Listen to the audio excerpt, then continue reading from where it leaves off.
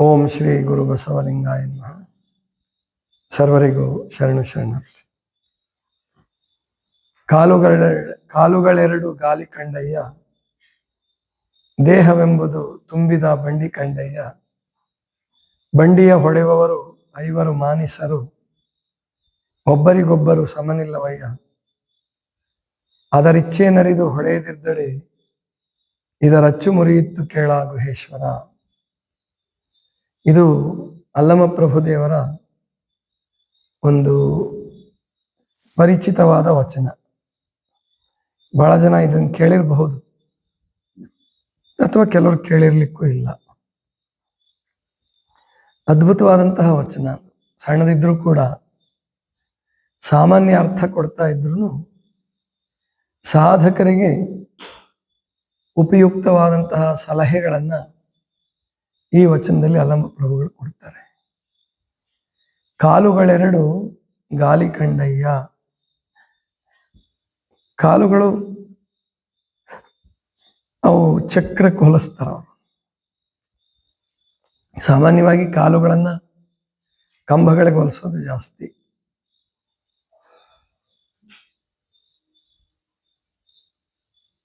ದೇಹ ದೇವಾಲಯ ಅಂತ ಹೇಳುವಾಗ ಕಾಲುಗಳನ್ನು ಕಂಬಗಳಿಗೆ ಹೋಲಿಸ್ತಾರೆ.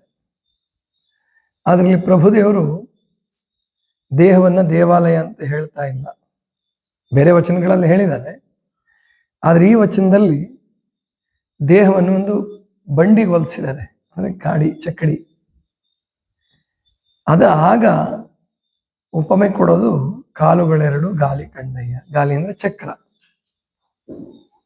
ದೇಹವೆಂಬುದೊಂದು ತುಂಬಿದ ಬಂಡಿ ಅಂತಾರೆ. ಸಾಮಾನ್ಯ ಬಂಡಿ ಅಲ್ಲ, ತುಂಬಿದ ಬಂಡಿ.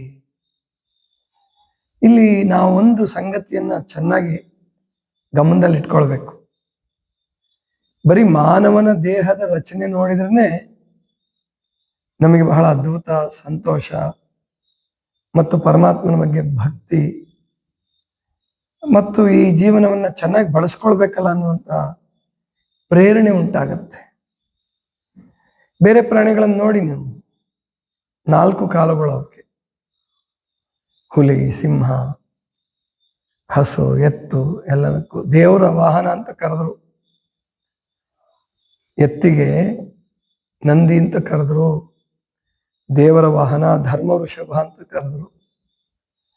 ಆದ್ರೆ ಮಾನವನಿಗೆ ದೇವರೇ ಆಗುವ ಸಾಮರ್ಥ್ಯ ಇದೆ. ಮತ್ತು ಆ ಏನು ಎತ್ತನ್ನ ನಂದಿ ಅಂತ ಕರೆದಿದ್ದಾಗ್ಲಿ, ಅದನ್ನ ಧರ್ಮ ವೃಷಭ ಅಂತ ಕರೆದಿದ್ದಾಗ್ಲಿ, ಅದು ಮಾನವನೇ ಕರೆದಿದ್ದು.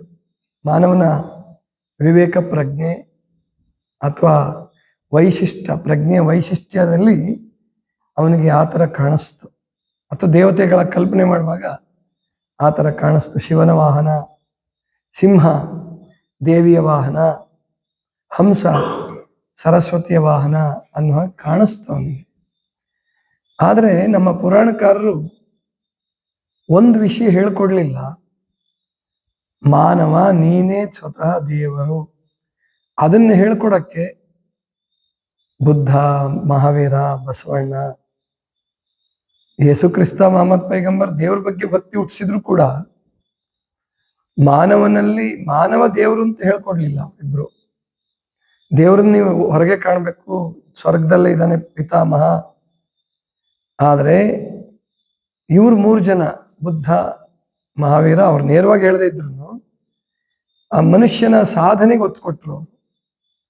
ಮತ್ತು ಜಾತಿ ಭೇದ, ವರ್ಣವರ್ಗ ಭೇದ ಏನು ಮಾಡಲಿಲ್ಲ, ಮಾಡಕ್ಕೆ ಅವಕಾಶ ಕೊಡಲಿಲ್ಲ. ಎಲ್ಲರನ್ನೂ ತಮ್ಮ ಧರ್ಮದೊಳಗಡೆ ಪ್ರವೇಶ ಕೊಟ್ಕೊಂಡ್ರು. ಬಸವಣ್ಣವರು ಬಸವಾದಿ ಪ್ರಮುಖರು ಮತ್ತು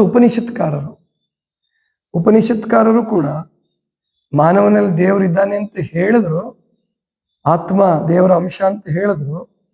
ಆದರೆ ಅವ್ರಿಗೆ ಬಸವಣ್ಣವ್ರ ತರ ಒಂದು ವ್ಯವಸ್ಥೆಯನ್ನು ಕಟ್ಟಲಿಕ್ಕೆ ಆಗ್ಲಿಲ್ಲ, ಅಥವಾ ಕಟ್ಟಿದ್ರು ಏನೋ ಗೊತ್ತಿಲ್ಲ. ನಮಗೆ ಕಟ್ಟದಂಗೆ ಕಾಣಲಿಲ್ಲ. ಯಾಕಂದ್ರೆ ಅವರು ತಮ್ಮ ಹೆಸರುಗಳನ್ನೇ ಎಲ್ಲೂ ಹೇಳಲಿಲ್ಲ. ಋಷಿಗಳು ತಮ್ಮ ಹೆಸರನ್ನೇ ಎಲ್ಲೂ ಹೇಳಲಿಲ್ಲ.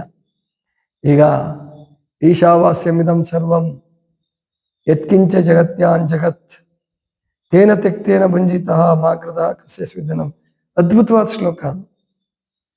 ಅಷ್ಟೇ ಅಲ್ಲ, ಒಟ್ಟು ಈಶಾವಾಸ್ಯೋಪನಿಷತ್ತೇ ಇದೆಯಲ್ಲ, ಅದರಲ್ಲಿ 18 ಶ್ಲೋಕ ಇರೋದು. ಆದರೆ ಎಲ್ಲವೂ ಒಂದಕ್ಕಿಂತ ಒಂದು ಅದ್ಭುತ. ಆದರೆ ಅಂತಹ ಅದ್ಭುತ ಶ್ಲೋಕಗಳನ್ನು ಹೇಳಿದ ಋಷಿ ಯಾರು ಅಂತ ಗೊತ್ತಿಲ್ಲ. ಕಷ್ಟಪಟ್ಟು ಹುಡುಕಾಡಿದ್ದಾರೆ ಅಂತ ಗೊತ್ತಿಲ್ಲ, ನಮಗೆಲ್ಲೂ ಕೇಳಲ್ಲ. ನಮಗೆ ಇದುವರೆಗೂ ಸಿದ್ದೇಶ್ವರ ಸ್ವಾಮಿಗಳ ಪ್ರವಚನ ಕೇಳಿದಾಗ ಅವರು ಯಾವ ಋಷಿ ಹೇಳ್ದ ಅಂತಕ್ಕಂಥದ್ದನ್ನ ಹೇಳಿಲ್ಲ. ಈಶಾವಾಸ್ಯೋಪನಿಷತ್ ಬಗ್ಗೆ ಅವರು 30 ದಿನಗಳ ಪ್ರವಚನ ಮಾಡಿದ್ದಾರೆ. ಆದರೆ ಋಷಿ ಹೆಸರು ಎಲ್ಲೂ ಬರಲ್ಲ. ಅಂದ್ರೆ ಒಂದು ಕ್ರಮ, ಒಂದು ವ್ಯವಸ್ಥೆ. ಯಾಕೆ ಹಿಂದೂ ಸಂಸ್ಕೃತಿ ವಿಶ್ವದಲ್ಲಿ ಹೆಚ್ಚು ಪ್ರಚಾರ ಆಗಲಿಲ್ಲ? ಒಂದು ಕಾಲದಲ್ಲಿ ಪ್ರಚಾರ ಆಗಿತ್ತು. ಅಮೇರಿಕಾದಲ್ಲೂ ಕೂಡ ಶಿವನ ಶೈವ ಧರ್ಮದ ಕುರುಹುಗಳು ಸಿಕ್ಕಿದಾವೆ ಅಂತ ಹೇಳ್ತಾರೆ. ಇರಾನ್ನಲ್ಲಿ ಸಿಕ್ಕಿದೆ ಅಂತ ಹೇಳ್ತಾರೆ. ಈಗೇನು ಮುಸಲ್ಮಾನರು ಪೂಜೆ ಅಂದ್ರೆ ಗೌರವಿಸ್ತಕ್ಕಂಥ ಮೆಕ್ಕಾದ ಒಂದು ಜಾಗ ಏನಿದೆ, ಅದು ಹಿಂದೆ ಒಂದು ಕಾಲದಲ್ಲಿ ಶಿವಲಿಂಗನೇ ಆಗಿತ್ತು ಅಂತಲೂ ಹೇಳ್ತಾರೆ. ಅಂದ್ರೆ ಶೈವ ಧರ್ಮ ಈ ಜಗತ್ತಿನಲ್ಲಿ ಬಹಳ ವರ್ಷಗಳ ಕಾಲ ಇದೆ.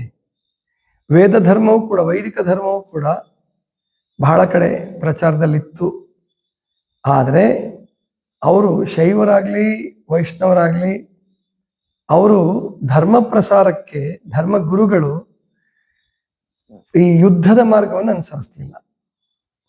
ಮುಂದೆ ಆಮೇಲೆ ಶೈವರು ವೈಷ್ಣವರು ಇಲ್ಲಿ ಭಾರತದಲ್ಲಿ ಹೊಡೆದಾಡ್ತಿದ್ರು, ದಕ್ಷಿಣ ಭಾರತದಲ್ಲಿ ಹೊಡೆದಾಡ್ತಾ ಇದ್ರು. ಚೋಳವರು ಪಲ್ಲವರು, ಚೋಳರು ಶೈವರು, ಪಲ್ಲವರು ವೈಷ್ಣವರು. ಆದರೆ ಧರ್ಮ ಗುರುಗಳೇನಿದ್ರಲ್ಲ, ಧರ್ಮ ಪ್ರಸಾರ ಮಾಡಿದ್ರು. ಬೇರೆ ಬೇರೆ ದೇಶಗಳಿಗೂ ಪ್ರಸಾರ ಮಾಡಿದ್ದಾರೆ.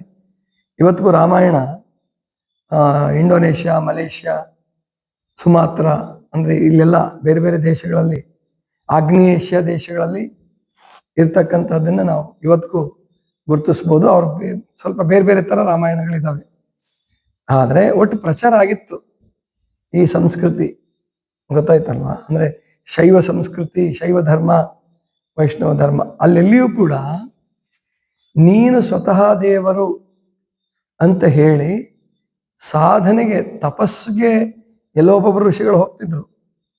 ಆದರೆ ಸಾಮೂಹಿಕವಾಗಿ ಯಾರ್ಯಾರಿಗೆ ಆಸಕ್ತಿ ಇದೆ, ಜಾತಿ, ಧರ್ಮ, ಕುಲ, ಗೋತ್ರ, ಯಾವ ಭೇದವನ್ನು ನೋಡ್ಲಾರ್ದೇನೆ ಸೇರಿಸ್ಕೊಂಡು ಅವರಿಗೆ ಸಂಸ್ಕಾರ ಕೊಡಬೇಕು ಅಂತಕ್ಕಂಥ ಒಂದು ಭಾವನೆ ಬಹಳ ಜನರಿಗೆ ಇದ್ದಂಗೆ ಕಾಣಲಿಲ್ಲ ಅವಾಗ. ಒಂದ್ ವೇಳೆ ಆವಾಗಲೇ ಇದ್ದು ಸರಿಯಾಗಿ ಒಂದು ರಾಜಕೀಯದಲ್ಲೂ ಕೂಡ ಬೌದ್ಧ ಧರ್ಮ ಬೆಳೀತು ಅಂದ್ರೂ ಕೂಡ ರಾಜಕಾರಣಿಗಳು ಅದನ್ನ ಒಂದು ವ್ಯವಸ್ಥೆಗೊಳಿಸ್ಬೇಕು ಅನ್ನೋದು ರಾಜರಿಗೆ ಹೊಳೆಯಲಿಲ್ಲ. ಅಶೋಕ ಒಬ್ಬ ಮಾತ್ರ ಆಫ್ಘನಿಸ್ತಾನದಿಂದ ಹಿಡ್ಕೊಂಡು, ಅಂದ್ರೆ ಪಾಟಲಿಪುತ್ರವನ್ನ ರಾಜಧಾನಿ ಮಾಡಿಕೊಂಡು, ಅಂದ್ರೆ ಈಗೇನು ಪಾಟ್ನಾ ಅಂತ ಕರಿತೀರಲ್ಲ, ಅದನ್ನ ರಾಜಧಾನಿಯನ್ನಾಗಿ ಮಾಡಿಕೊಂಡು ಆಫ್ಘನಿಸ್ತಾನದಿಂದ, ಅಂದ್ರೆ ಗಾಂಧಾರ ದೇಶದಿಂದ ಶ್ರೀಲಂಕಾದವರೆಗೆ ಬೌದ್ಧ ಧರ್ಮವನ್ನು ಪ್ರಸಾರ ಮಾಡ್ದ. ಅದ್ರ ಕುರುಹುಗಳು ಇದ್ದಾವೆ, ಅದ್ರ ಕುರುಹುಗಳು ಸಿಕ್ಕಿದಾವೆ. ಕ್ರಿಸ್ತಪೂರ್ವ ಹೆಚ್ಚು ಕಡಿಮೆ 2000 ವರ್ಷ ಅಶೋಕ ಆಗಿ ಹೋಗಿ 2000 ವರ್ಷ ಆಗಿದೆ. ಅಲೆಕ್ಸಾಂಡರ್ಗೆ ಸ್ವಲ್ಪ ಹತ್ರ, ಅಲೆಕ್ಸಾಂಡರ್ ಅಶೋಕನಿಗಿಂತ ಮುಂಚೆ.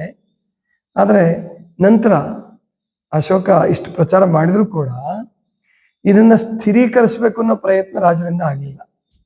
ಅಂದ್ರೆ ಇದು ಉಳಿಬೇಕು, ಇದು ನನ್ನ ನಂತರ ಉಳಿಬೇಕು, ಅದಕ್ಕೊಂದು ರಾಜಕೀಯ ವ್ಯವಸ್ಥೆ ಚೆನ್ನಾಗಿ ಮಾಡಬೇಕು ಅಂತಕ್ಕಂಥದ್ದು ನಮ್ಮವರಿಗೆ ಬಹಳ ಜನರಿಗೆ ಹೊಳಿಲಿಲ್ಲ. ಪ್ರಜಾಪ್ರಭುತ್ವದ ಮಾದರಿಯನ್ನ ಅಥವಾ ಯೋಗ್ಯತೆಯ ಮೇಲೆ ರಾಜರನ್ನ ಆರಿಸ್ಬೇಕು ಅಂತಕ್ಕಂಥದ್ದು ಅವ್ರಿಗೆ ಬರಲೇ ಇಲ್ಲ. ವಂಶ ಪಾರಂಪರ್ಯ ಬಂತು. ವಂಶ ಪಾರಂಪರ್ಯ ಬಂದಿದ್ರಿಂದ ಆಮೇಲೆ ಗಂಡು ಮಕ್ಕಳಿಗೆ ರಾಜ್ಯ ಅಂತಕ್ಕಂಥದ್ದು ಬಂತು. ಹೆಣ್ಮಕ್ಳಲ್ಲಿ ಸಾಮರ್ಥ್ಯ ಇದ್ರೂ ಕೂಡ ರಾಣಿ ಮಗನನ್ನ ಸಿಂಹಾಸನ ಮೇಲೆ ಕೂತ್ಕೊಂಡು ರಾಜ್ಯಭಾರ ಕೂರಿಸ್ಬಿಟ್ಟು ರಾಜ್ಯಭಾರ ಮಾಡಿಸ್ಬೇಕೇ ಹೊರತು ಇಲ್ಲ ಅಂದ್ರೆ ಇಲ್ಲ. ಅಂದ್ರೆ ಅಂತಹ ಮಟ್ಟಿಗೆ ಅದು ಪುರುಷ ಪಕ್ಷಪಾತಿ ಆಗಿದ್ರಿಂದ ಮತ್ತು ಪ್ರಜಾಪ್ರಭುತ್ವದ ಮೌಲ್ಯಗಳನ್ನು ಅಳವಡಿಸ್ಕೊಳ್ಳದೆ ಇರೋದ್ರಿಂದ ಧರ್ಮ ಉಳಿಲಿಲ್ಲ, ಧರ್ಮಕ್ಕೆ ಚ್ಯುತಿ ಬಂತು. ನಿಮ್ಗೆ ತತ್ವ ಬೇಕಾದಷ್ಟು ಚೆನ್ನಾಗಿರ್ಬೋದು, ಬಹಳ ದೊಡ್ಡ ತತ್ವನೇ ಇರ್ಬೋದು. ಹಾಗೆ ನೋಡ್ತಾ ಹೋದ್ರೆ ಈ ಕ್ರೈಸ್ತರು ಮತ್ತು ಮುಸಲ್ಮಾನರಲ್ಲಿ ಇರ್ತಕ್ಕಂತಹ ಅಂದ್ರೆ 1000 ಪಟ್ಟು 1,00,000 ಪಟ್ಟು ನಿಮ್ಮಲ್ಲಿ ಧರ್ಮದ ಇದಿತ್ತು. ಭಾರತದಲ್ಲಿ ಧರ್ಮದ ಭಾವನೆ, ಧರ್ಮ ಗ್ರಂಥಗಳು, ಆಮೇಲಿಂದ ಉಪನಿಷತ್ತುಗಳು, ವೇದ, ಪುರಾಣ, ಆಗಮ ಏನು ಒಂದಲ್ಲ ಸಿಕ್ಕಾಪಟ್ಟೆ ಇತ್ತು. ಮತ್ತೆ ಎಲ್ಲವೂ ಮೌಲ್ಯಗಳು ಚೆನ್ನಾಗಿದ್ವು. ಸಂಸ್ಕೃತದಲ್ಲಿ ತುಂಬ ಕಾವ್ಯಾತ್ಮಕವಾಗಿ ಎಲ್ಲ ಇತ್ತು. ಆದರೆ ಸಾಮಾನ್ಯ ಜನರ ಕಡೆ ಗಮನ ಹರಿಸದೇ ಇರೋದ್ರಿಂದ, ಆಮೇಲೆ ರಾಜಕೀಯ ವ್ಯವಸ್ಥೆಯನ್ನ ಸದೃಢಗೊಳಿಸದೇ ಇದ್ದಿದ್ರಿಂದ ಭಾರತಕ್ಕೆ ಬರೀ ಬ್ರಿಟಿಷರೆಲ್ಲ ಪರಕೀಯರು ಬಂದಿದ್ದು, ಬರೀ ಮುಸಲ್ಮಾನರಲ್ಲ, ಶಕರು, ಹೂಣರು, ಆಮೇಲೆ ಮಂಗೋಲಿಯನ್ರು ಅಂತ ಬರ್ತಾರೆ. ಆಮೇಲೆ ಅಲೆಕ್ಸಾಂಡರ್ ಬಂದಲ್ಲ, ಅವನು ಪರಕೀಯನೇ. ಯಾವಾಗ ಇಂಥವ್ರೆಲ್ಲರೂ ದಾಳಿ ಮಾಡಲಿಕ್ಕೆ ನಮ್ಮಲ್ಲಿ ಒಗ್ಗಟ್ಟು ಬರಲಿಲ್ಲ. ಅಂದ್ರೆ ಧರ್ಮ ಏನಿದೆಯಲ್ಲ ಅದು ಮನುಷ್ಯನನ್ನು ಒಗ್ಗಟ್ಟು ಮಾಡುತ್ತೆ, ಜೊತೆಗೆ ಅಭಿಮಾನ ಬರೆಸುತ್ತೆ. ಇವತ್ತು ಧರ್ಮಕ್ಕಿಂತ ದೇಶಾಭಿಮಾನ ಜಾಸ್ತಿ ಬಂದ್ರೆ ಒಳ್ಳೇದು ಅಂತ ಅಂತೀವಿ ನಾವು. ದೇಶಾಭಿಮಾನ ಬರ್ಬೇಕು. ಇವಾಗ ದೇಶಾಭಿಮಾನ ಬಂದ್ರೆ ಅದು ನಮ್ಮನ್ನ ಒಗ್ಗಟ್ಟು ಮಾಡುತ್ತೆ. ಆದ್ರೆ ಆವತ್ತಿನ ಕಾಲಕ್ಕೆ ಧರ್ಮ ಅನ್ನುವಂಥದ್ದು ಬಂದಿದ್ರೆ ಒಗ್ಗಟ್ಟಾಗ್ತಾ ಇತ್ತು. ಅದನ್ನ ಹೇಳ್ಬೇಕಾಗಿತ್ತು. ಅಂದ್ರೆ ಅದಾಗ್ಲಿಲ್ಲ. ಆದ್ರಿಂದ 12ನೇ ಶತಮಾನದ ಶರಣರು ಬರೋವರೆಗೂ ಮಾನವ ದೇವರಾಗಬಲ್ಲ, ಮಾನವನಲ್ಲಿ ದೈವತ್ವ ಅಡಗಿದೆ ಅಂತಕ್ಕಂತಹದನ್ನ ಹೇಳ್ಕೊಟ್ಟಿದ್ದು ಸಾಮಾನ್ಯ ಜನರನ್ನು ಕೂರಿಸ್ಕೊಂಡು, ಜಾತಿ, ಕುಲ, ಗೋತ್ರ, ವರ್ಣ, ವರ್ಗ ಯಾವುದೂ ಭೇದ ಇಲ್ಲದೆ, ಹೆಣ್ಣು ಗಂಡು ಭೇದ ಇಲ್ಲದೆ, ವಿದ್ಯಾವಂತ ಅವಿದ್ಯಾವಂತ ಭೇದ ಇಲ್ಲದೆ ಎಲ್ಲರನ್ನೂ ಕೂರಿಸ್ಕೊಂಡು ಅವರಿಗೆ ಅಕ್ಷರ ಕಲಿಸಿ, ವಯಸ್ಕರ ಶಿಕ್ಷಣ, ರಾತ್ರಿ ಶಾಲೆ ಇವೆಲ್ಲ ಆವಾಗಲೇ ಜಾರಿಗೆ ಬಂದಿದ್ದು. ಆದರೆ ಅಲ್ಲೂ ಅನುಭವ ಮಂಟಪ ಹೋದ್ಮೇಲೆ, ಅಂದ್ರೆ ಕಲ್ಯಾಣ ಕ್ರಾಂತಿ ಆದ್ಮೇಲೆ ಅದು ಜಾರಿಗೆ ಬರಲಿಲ್ಲ. ಯಾಕಂದ್ರೆ ಬಹಳ ದೊಡ್ಡ ಕಟ್ಬಿಟ್ಟಿದ್ರು ಬಸವಣ್ಣವರು.